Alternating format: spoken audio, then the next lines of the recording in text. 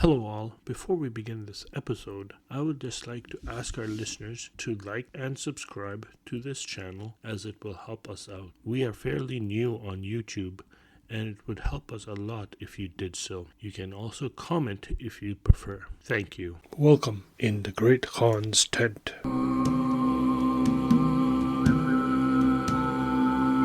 History, literature, and storytelling. In the Great Khan's Tent is now available on YouTube. You can find us using this podcast name. Fear not, listeners, episodes will still be released on this podcast first, and it is only after a delay of a week that I will upload them onto YouTube. You can still find us on all your podcast providers first. Are you interested in getting the book you just published reviewed? Writing some piece of literature and need help getting it out there and promoted? Interested in sharing what piece of literature we should cover next? Well, fret not. In the Great Khan's Tent is now available on Patreon, where your contribution can help in growing this podcast. For as low as $3 a month, a price less than a good, and I mean good, cup of coffee, you can help contribute to the growth of this podcast. Every bit helps, but as always, it is not necessary to do so, but will be appreciated. Find the Patreon link on our website, on our social media accounts, or email us and we can send it to you. Thank you. In each episode, you may notice that a background track has been provided, like this.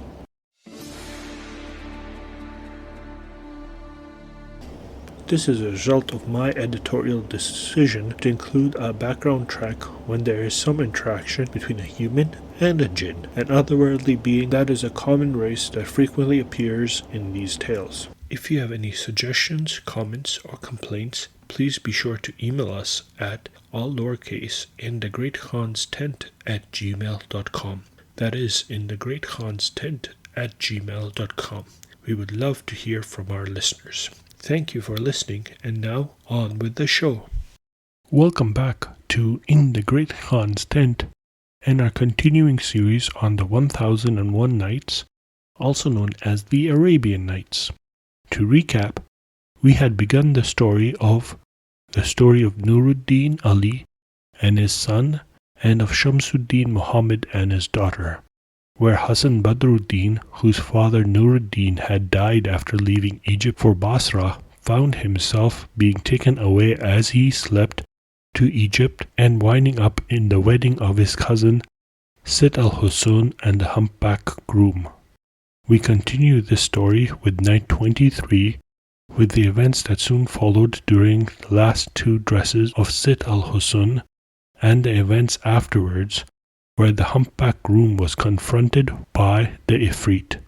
It is interesting to note here that this tale is the first time that Allah and His angels take a direct role with the punishment of the Ifrit, the reasons of which are not clear or why such a drastic action would have been taken.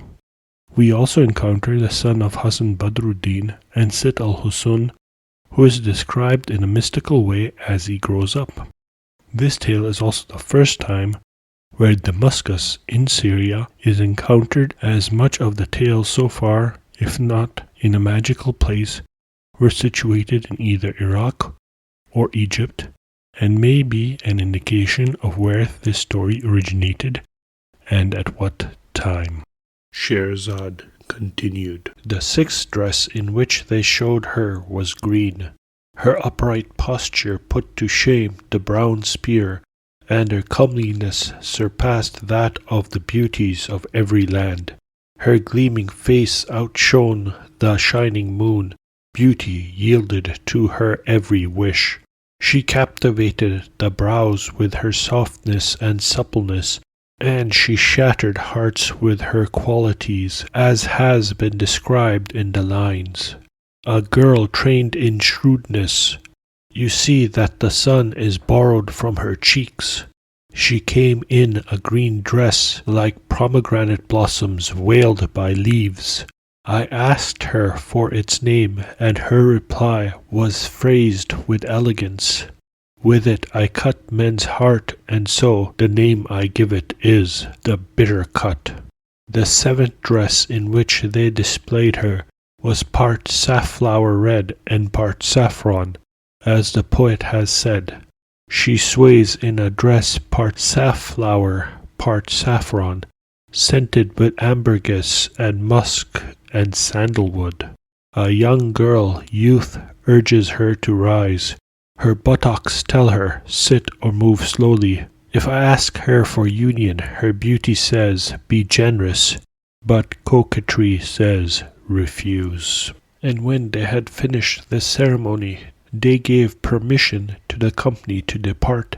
So all who were present at the festivity, both women and children, went out, except Hasan Badr-ud-din and the humpbacked groom, after which the tirewomen conducted the bride to an inner chamber to take off her ornaments and outer robes, and to prepare her for the bridegroom's visit.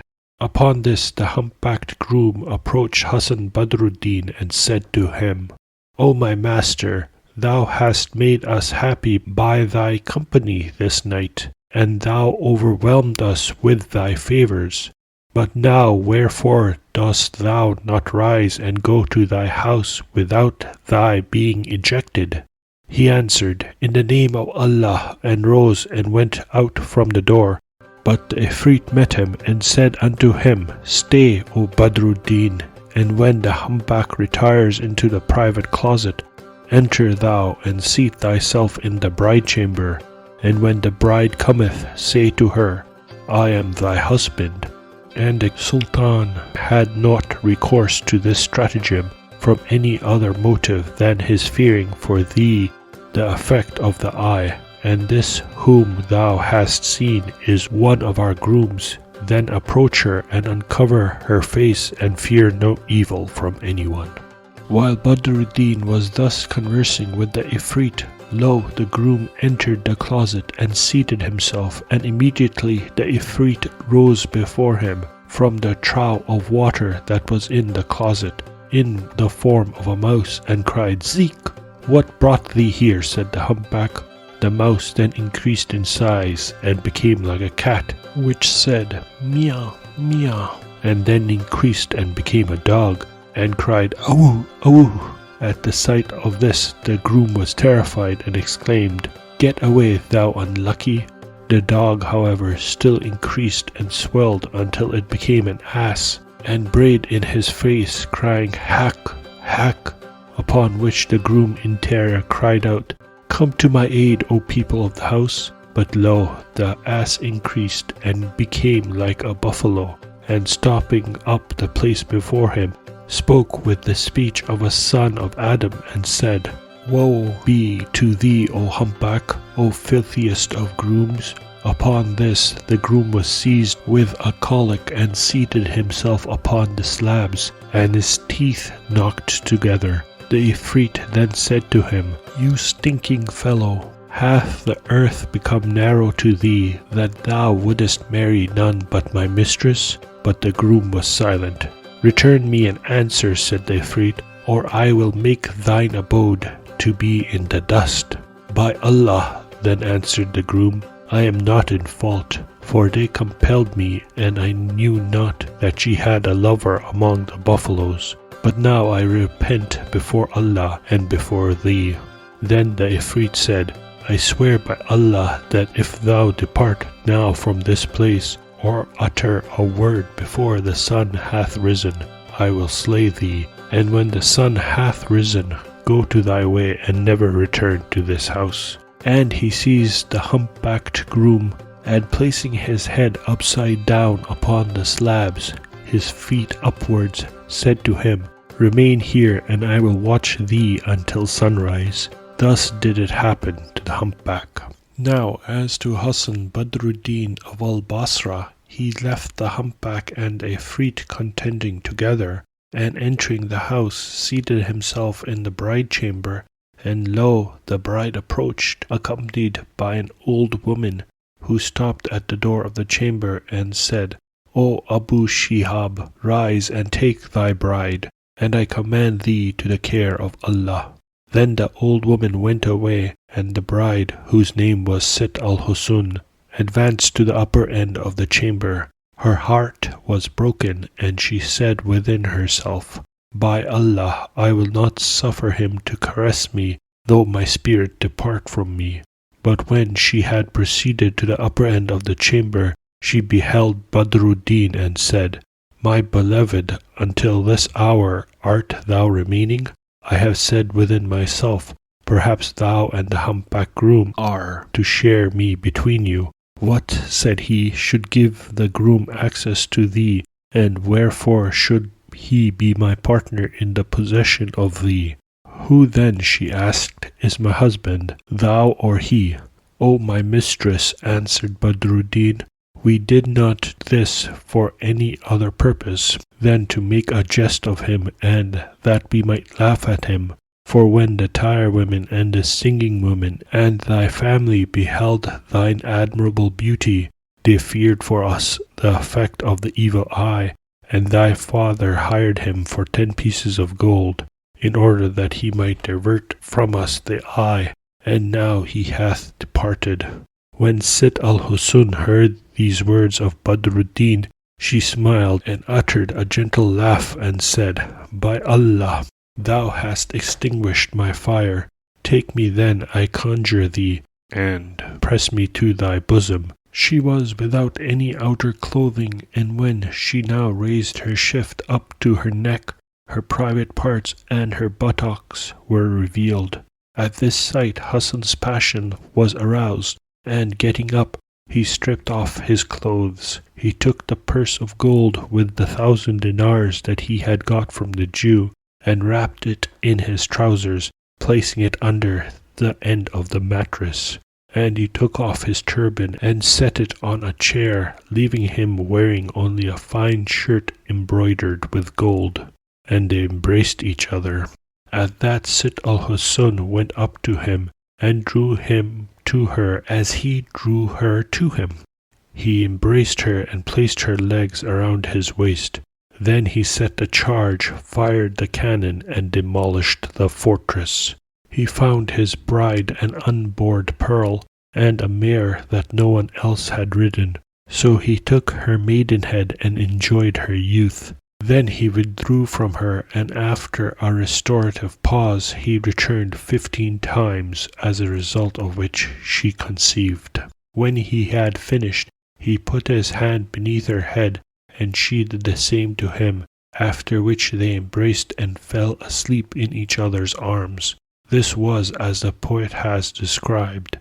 "Visit your love, pay no heed to the envious, for such are of no help in love. Allah in His mercy makes no finer sight than 2 lovers on a single bed, embracing one another and clothed in content, pillowed on one another's wrist and arms.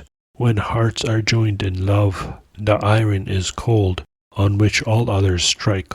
When your age has provided you a single friend, how good a friend is this! Live for this one alone. You who blame the lovers for their love, have you the power to cure the sick at heart?" This is what took place between Hasan and his cousin, Sitt al-Husn. Not long after this, the Ifrit said to the Jinniya, "Arise and place thyself beneath the youth, and let us convey him back, lest the morning overtake us, for the time is near." So she advanced towards him, and placing herself beneath his skirt as he lay asleep, took him up and flew away with him, in the state in which she found him, clad only in his shirt, and pursued her flight with the Ifrit by her side. She continued on her way, while the Ifrit kept pace with her, but midway through their journey they were overtaken by the dawn. The muezzin called to prayer, but Allah gave permission to some angels to cast at the Ifrit a shooting star of fire, and he was burnt. The Jinniya, however, escaped unhurt, and deposited Badr-ud-din in the place over which the shooting star had burnt the Ifrit. She would not pass beyond it, fearing for his safety, and as destiny had appointed, this place was Damascus, So she placed him by one of the gates of the city and flew away. When the daylight therefore came, and the gates were opened, the people coming forth beheld a beautiful youth, clad in his shirt, with a cotton skull-cap without a turban. In consequence of his having been so long wakeful, he was now immersed in sleep. And when the people saw him, some said, "Would that he had waited till he had put on his clothes." Another said, "Objects of pity are the children of men of condition. Probably this youth hath just come forth from his drinking place on account of some business, and intoxication hath overcome him, and he wandered from the place to which he would go until he arrived at the gate of the city, and finding it locked, hath slept here." Another said, "How lucky was the one with whom this fellow spent the night, but he should have waited to put on his clothes." Another said, "They are poor fellows, these rich men's sons." They had expressed various opinions respecting him, and were wondering at his case. As they were talking, a gust of wind blew over Hasan, lifting his shirt above his waist. Beneath it they could see his stomach, a curved navel, and 2 legs and thighs like crystal. The people exclaimed in admiration when Badr-ud-din awoke. Perceiving that he was at the gates of a city and surrounded by men, he was astonished and said, "Where am I, O good people? And what is the cause of your assembling around me? And what hath befallen me among you?" They answered, "We saw thee at the call to morning prayer, lying at this gate asleep, and we know nothing more of thy case. Where wast thou sleeping this last night?" "By Allah, O people," he replied, "I was sleeping this last night in Cairo." On hearing this, one of them said, "Dost thou eat hashish?" Another said, "Thou art mad. How couldst thou be passing the night in Cairo, and be sleeping in the morning at the city of Damascus?" He said to them, "By Allah, O good people, I tell you no falsehood. I was last night in the land of Egypt, and the day before I was at Basra." One of them said, "This is a wonderful thing." Another said, "This youth is mad," and they clapped their hands at him, and conversing together said, "Alas for his youth! By Allah, there is no denying his madness." They then said to him, "Return to thy reason." But he replied, "I was yesterday a bridegroom in the land of Egypt." "He is mad," said another, and they clapped their hands over him and talked amongst themselves, saying, "What a shame for one so young, but he is undoubtedly mad." "Probably thou hast dreamt," said they, "and hast seen this of which thou speakest in thy sleep." Then they said to him, "Pull yourself together and return to your senses." And Hasan was confounded and said, "By Allah, this was not a dream. And where is the humpback groom who was sitting with us, and the purse of gold that I had? And where are my clothes and my drawers?" He then rose and entered the city, and proceeding through its great thoroughfare streets and market streets, and the people crowded around him and paraded him, so he entered the shop of a cook.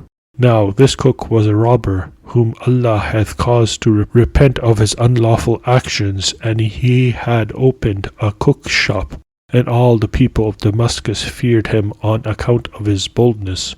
Therefore, when they saw that the youth had entered this shop, they left him behind, being afraid.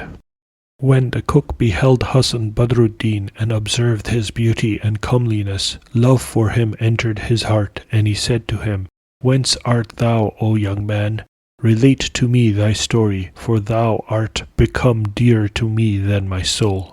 So he related to him all that had happened from beginning to end, and the cook said to him, "O my master Badr-ud-din, know that this is a wonderful event, and an extraordinary story. But O my son, conceal thy case until Allah dispel thy trouble, and remain with me in this place, as I have not a son. I will adopt thee as such, for you have become dearer to me than my life." Badr-ud-din replied, "Let it be as thou desirest, O uncle." And immediately the cook went out to the mart, and brought for Badr-ud-din costly clothes, and put them on him. Then he went to the Qadi and made a declaration that he was his adopted son. So Hasan Badr-ud-din became known throughout the city of Damascus as the son of the cook, and he sat with him in the shop to receive the money, and in this situation he remained. Now as to Sitt al-Husn, when daybreak came and she awoke, she found not Hasan Badr-ud-din remaining with her, and imagining that he would soon return, she sat a while expecting him, and lo, her father came in to her, troubled at that which had befallen him from the Sultan, and at his having married his daughter by force to one of his servants, the humpbacked groom. And he said within himself, I will kill this girl if she have suffered the wench to caress her. So he advanced to the bride chamber, and stopping at the door said, O Sitt al-Husn. She answered, Well, O my master, and came forth to him, walking with a vacillating gait through joy, and kissed the ground before him, and her countenance beamed with the increased splendor in consequence of her union with that gazelle. When her father therefore saw her in this state, he exclaimed to her, O thou base creature, art thou delighted with this groom? On hearing these words of her father, Sitt al-Husn smiled. She kissed the ground, and her face shone with ever more radiant beauty, and replied, By Allah, it is enough that thou hast done, and that the people laugh at me, and put me on an equality with this groom, who is not in my estimation the value of a paring of one of my fingernails. But as to my husband, by Allah, I never in the course of my life passed a night more delightful than that which I have just passed in his company. Therefore jest not with me by mentioning that humpback. When her father heard what she said, he was filled with rage. His eyes glared so that little appeared of them but the white, and he said to her, Woe to thee, you harlot! What are these words that thou sayest? Verily, the humpback groom has passed the night with thee. What are you saying? Where are your wits? I conjure thee by Allah, she rejoined, that thou mention him not. May Allah reject him, and reject his father. Continue not then to mock me by mentioning him, for the groom was only hired for 10 pieces of gold, and he took his hire and departed. And I came and entered the bride chamber, and beheld my husband seated after the singing women had displayed me before him, and he threw them red gold until he had enriched the poor who were present.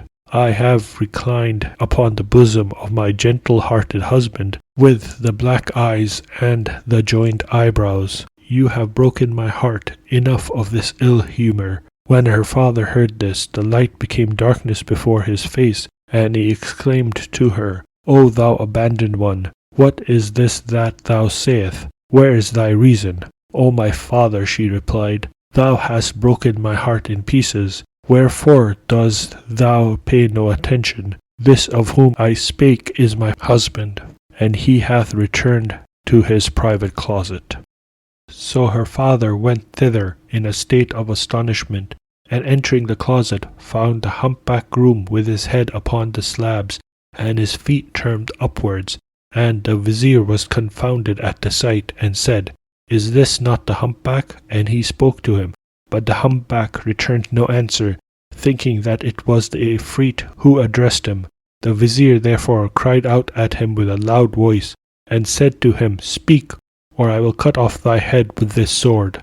Upon which the humpback exclaimed, By Allah, O Shaykh of the Ifrits, that thou placest me here, I have not risen my head. I conjure thee, therefore, that thou show favour to me. By God, Shaykh of the Ifrits, said the hunchback, since you put me here, I have not raised my head, and I implore you by Allah to be kind to me. The vizier, on hearing the humpback thus address him, said to him, What sayest thou? I am the father of the bride, and I am not an Ifrit. Then said the humpback, My life is not in thy hands, nor art thou able to take my soul. So go thy way before he come to thee who hath treated me in this manner. Ye would not marry me to any but the mistress of buffaloes and the mistress of Ifrits. By Allah then, confound him who married me to her, and confound him who was the cause of it. Then the humpback groom addressed the vizier, the father of the bride, again, saying, Allah confound him who was the cause of this. Night 23.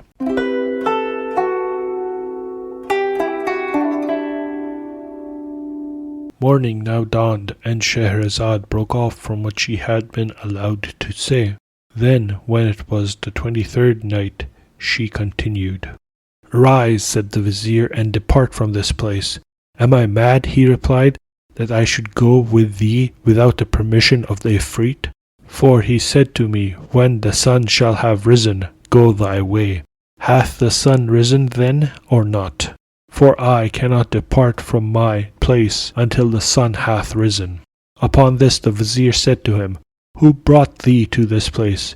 He answered, I came hither yesterday, and a dust rose from the midst of the water, and cried out, and increased in bulk, until it became the size of a buffalo, and said to me words that entered my ear. Leave me therefore and go. Allah confound the bride and him who married me to her. Then the vizier approached him and dragged him forth, and he went out running, doubting whether the sun had risen, and went up to the Sultan and informed him of that which had happened to him and the Ifrit. But as to the vizier, the father of the bride, he returned with his reason perplexed respecting the case of his daughter, and said to her, O my daughter, reveal to me thy story.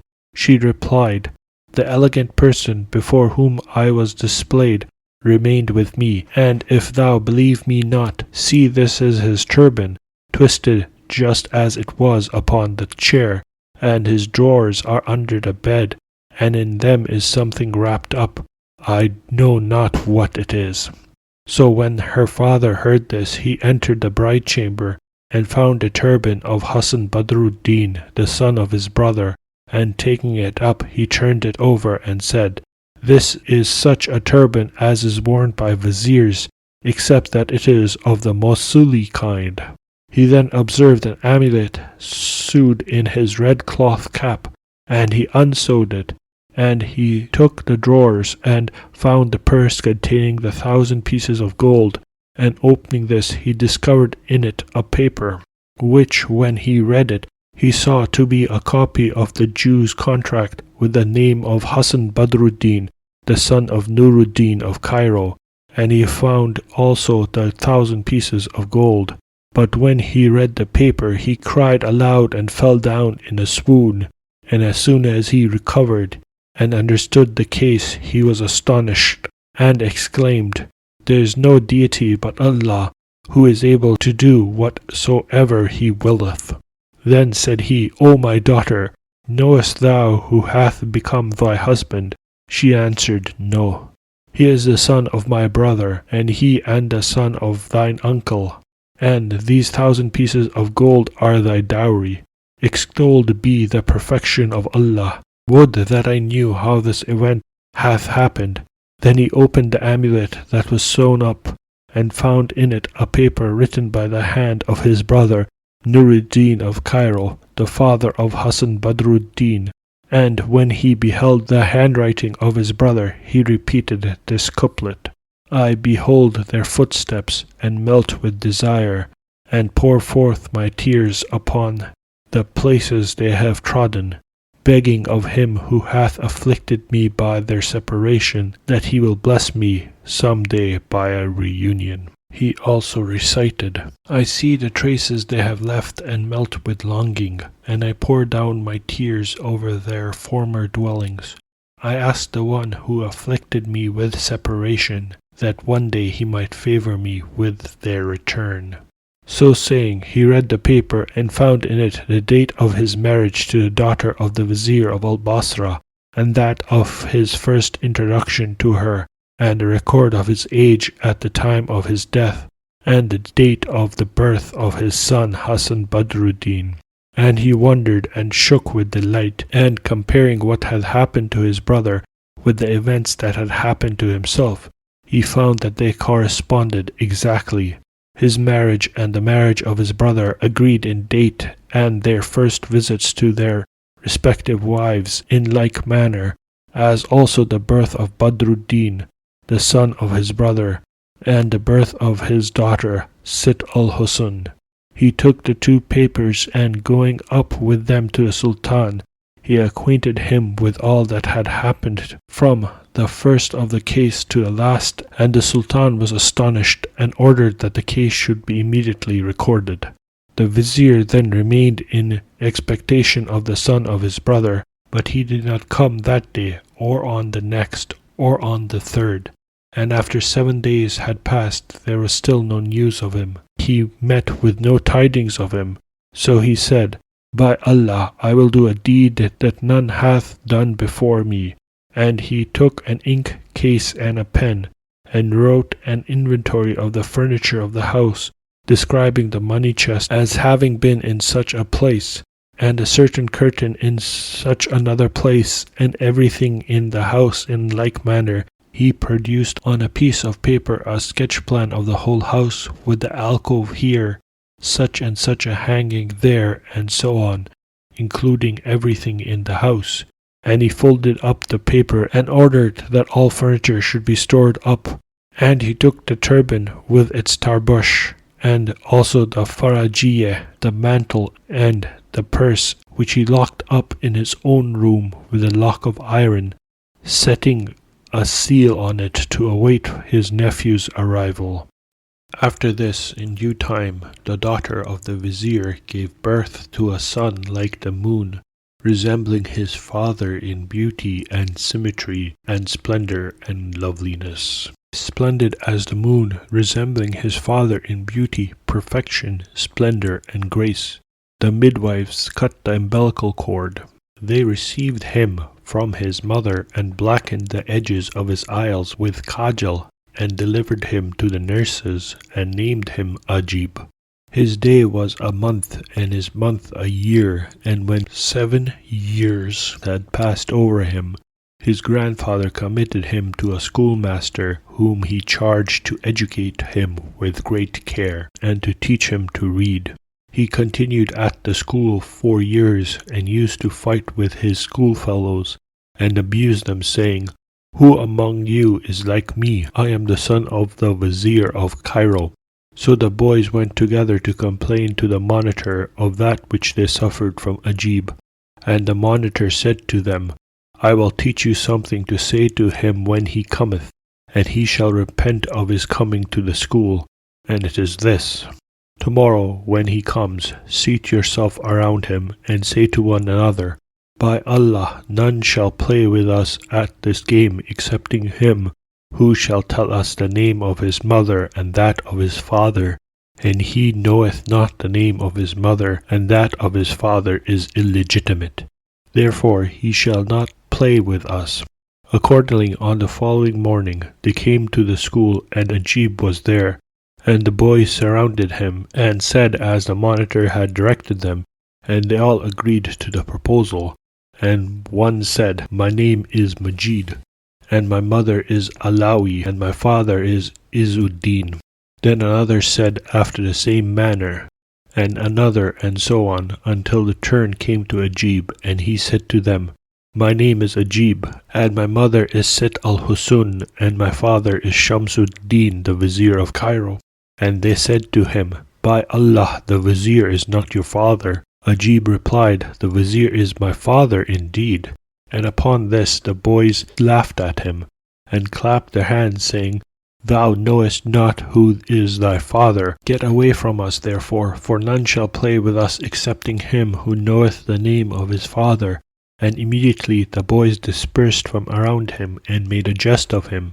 In consequence of this treatment, his heart became contracted, and he was almost choked with crying. And the monitor said to him, Dost thou really consider as thy father him who is thy grandfather, the vizier, the father of thy mother Sitt al-Husn? Thy father thou knowest not, nor do we know him, for the Sultan married her to the humpbacked groom, and the jinn came and prevented him.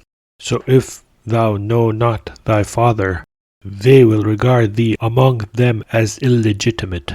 Dost thou not see that the son of the woman who is coveted as a wife knoweth his father? The Vizier of Cairo is thy grandfather, and as to thy father, we know him not, nor dost thou return therefore to thy reason. Upon this Ajib went immediately to his mother Sitt al-Husn and complained to her and wept, and his weeping prevented his speaking, and when his mother heard his complaint and his crying, her heart was inflamed for him, and she said to him, O my son, what maketh thee weep? Tell me thy story. So he told her what he had heard from the boys and from the monitor, and said to her, O my mother, who is my father? She answered him, Thy father is the Vizier of Cairo. But he said, He is not my father. Tell me not, therefore, what is false. For the Vizier is thy father, not mine. Who then is my father? If thou do not tell me truly, I will kill myself with this dagger. And when his mother heard the mention of his father, she wept at the allusion to the son of her uncle, and remembering the amiable qualities of Hasan Badr-ud-din of Basra, and what had happened to herself and him, she recited an ode commencing thus. They excited love in my heart and departed, and far distant hath their abode become. Reason forsook me when they withdrew, and sleep and patience abandoned me. She recited these lines. They stirred up longing in my heart and left. Those whom I love have now gone far away. They left, and with them has my patience gone. After this loss, patience is hard to find. They left and were accompanied by my joy. Nothing stays fixed, there is no fixity. By leaving me, they brought tears to my eyes, and thanks to this, my tears flow down in floods. I yearn to see them, and for long I have been yearning and waiting for them. I call up pictures of them, and my innermost heart is home to passion, longing, and to care. Your memory has now become my cloak, and under it I wear my love for you. Beloved, how long will this go on? How long will you stay distant and shun me? And she wept and cried out, and her son did the same. And lo, the Vizier entered. His heart burned with him when he beheld their state, and he said to them, What causeth you to weep? She acquainted him therefore with the treatment that her son had experienced from the other boys of the school, and he also wept, and called to mind what had happened to his brother and himself and his daughter, and he knew not the mystery of the case. Suddenly he arose, and going up to the council chamber, presented himself before the king, and related to him the story, begging his permission to travel eastward to the city of Basra, that he might make inquiries respecting the son of his brother, and requesting also of the Sultan that he would write letters for him to all the countries through which he might pass, that if he found the son of his brother in any place, he might take him away. And he wept before the Sultan, and the heart of the Sultan was moved with compassion for him, and he wrote him letters to all the regions and countries, upon which the Vizier rejoiced, and having offered up a prayer for the Sultan, took leave of him. He descended immediately and prepared for the journey, and taking with him all that he required, together with his daughter and her son Ajib, travelled the first day and the second and the third, and proceeded until he arrived at the city of Damascus, and beheld it with its trees and streams celebrated by the poets. As the poet has described it, I passed a day and night in Damascus, and time swore that with a city like this it could make no mistake. I spent the night while night's wing paid no heed, and dawn was smiling with grey hair. On the branches there were dew gleamed like pearls, touched gently by the zephyr and then falling. The pool was like a page read by the birds, written by wind, with clouds as punctuation. He alighted in the open space called Maidan al-Hasba, and when he had pitched his tents, said to his servants, We will take rest here 2 days. So the servants entered the city to gratify their various desires, one to sell, another to buy, a third to enter the bath, and a fourth to visit the mosque of the Beni Umayyah, which had not in the world its equal. Ajib also entered the city, accompanied by his eunuch, in order to amuse themselves, and the eunuch walked behind Ajib, having in his hand a whip that would strike down a camel. And when the people of Damascus beheld Ajib, and his elegance of form and perfect beauty, and observed him to be endowed with admirable loveliness, and with kindness of manner, more bland than the northern zephyr, sweeter than limpid water to the thirsty, and more pleasant than health to the diseased, they followed him, running after him in crowds, and some sat waiting in the streets to see him pass. Thus they did until the slave, as destiny had ordained, stopped before the shop of Ajib's father, Hasan Badr-ud-din, in which the cook who had acknowledged him as his adopted son, in the presence of the Qadis and witnesses, had established him, and this cook had died and left him all his property, together with his shop. In the 12 years that he had spent in Damascus, Hasan's beard had grown long, and he had matured in intelligence. When the slave stopped there on this day, the servants also stopped with him, and Hasan Badr-ud-din beheld his son, and was charmed with him, observing his extreme beauty. His soul yearned towards him with natural sympathy, and his heart clung to him. Hasan looked at Ajib his son, and taking note of how extremely handsome he was, his heart beat fast, blood sensed the pull of blood, and he felt linked to the boy by affection. He had just prepared a conserve of pomegranate grains, sweetened with sugar, and the affection divinely inspired increased in him. So he called out in ecstasy and said, "O my master, O thou who hast captivated my heart and soul, and to whom my affections are drawn by sympathy, wilt thou come in to me and refresh my heart and eat of my food?" And when he had said this, his eyes overflowed with involuntary tears, and he reflected upon his past experience and this condition at the present time. When Ajib heard the address of his father, his heart was in like manner drawn towards him by sympathy, and he looked towards the eunuch and said to him, "Verily, my heart is moved with sympathy for this cook. He seemeth to have parted with a son. Come in with us, therefore, that we may refresh his heart and eat his offerings of hospitality. Perhaps Allah, through our so doing, may accomplish our union with our father."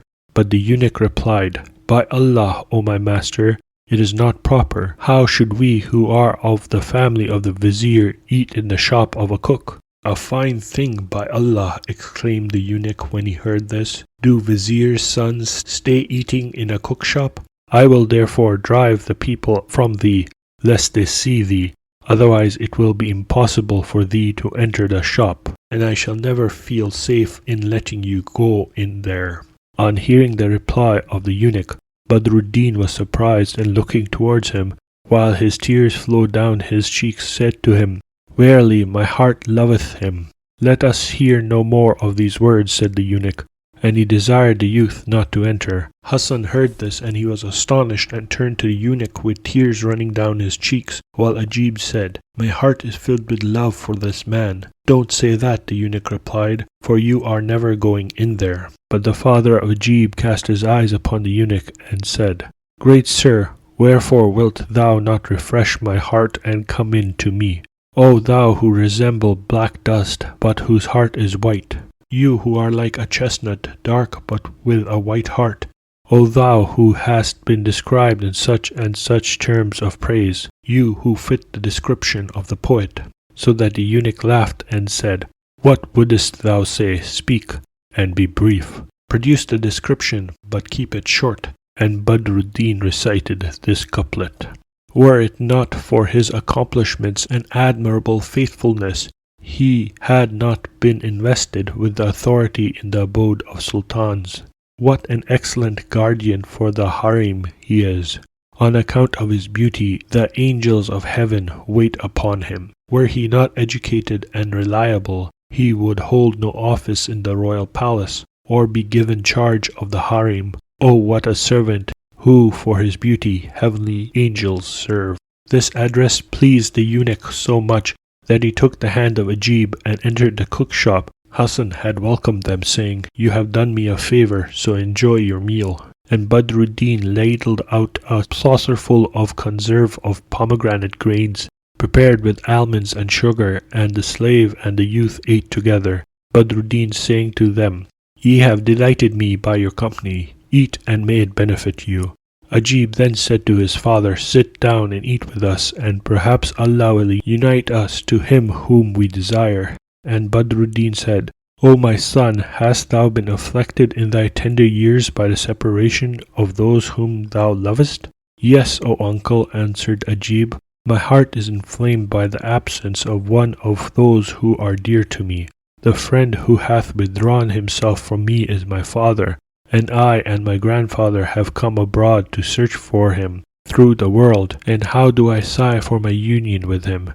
And he wept bitterly, and his father, moved by his tears, wept with him, reflecting upon his own desolate state, separated from those he loved, deprived of his father, and far removed from his mother, and the eunuch was moved with compassion for him. They then ate their fill, after which the two got up, and when they left the shop, Hasan felt as though his soul had parted from his body and gone with them. In the Great Khan's Tent is now available on Ko-fi. If you are interested in supporting this podcast, please click on the link available on our many social media platforms or email us. Why not donate to our Ko-fi to show your appreciation? Every bit helps, and we thank you for your continued support. We love that our listeners love listening to us.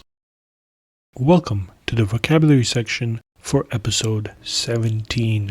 First, let's look at some of the terms that we used in this episode.